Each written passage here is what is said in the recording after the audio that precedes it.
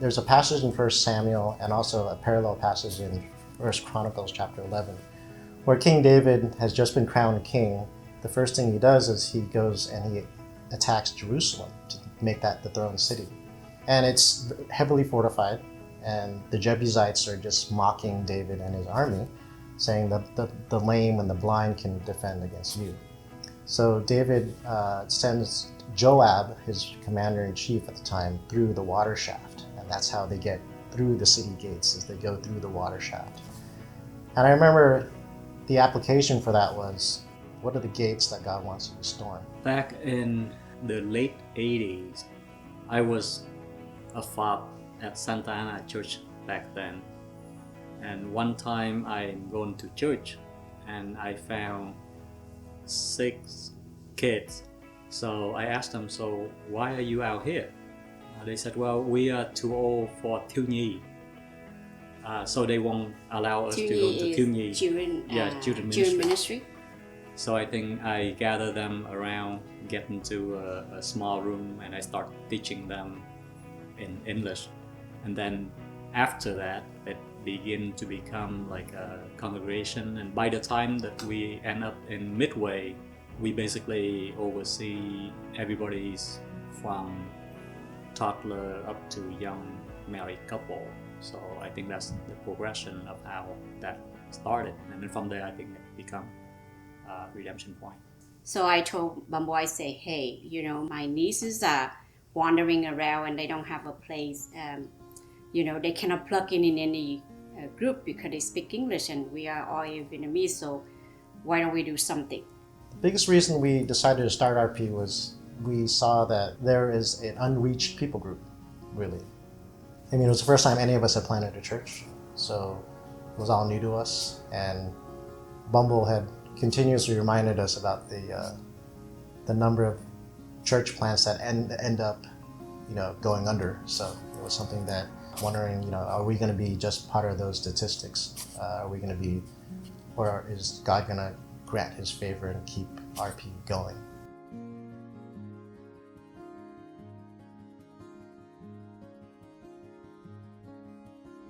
I remember waking up in the psych ward.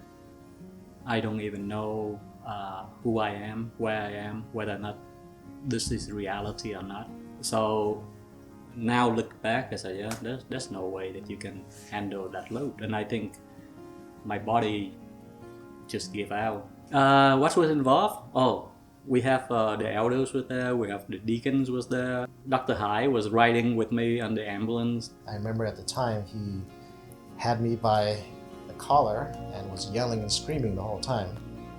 And by the time we got to the emergency room, I remember yelling to the ER doctor to give him some Haldol.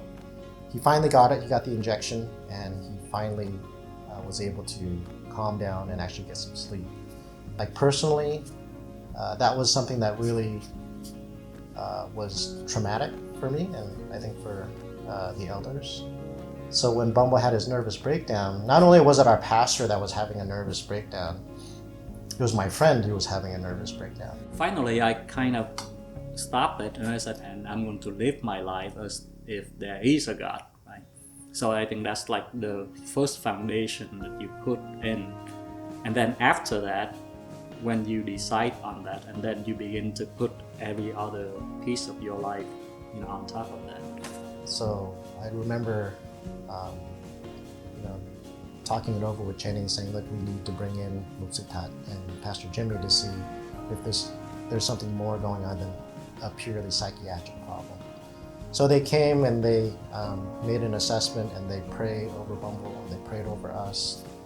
And I think that gave us that sense that, okay, God He's allowing this to happen for a reason, and we knew clearly what we had to do.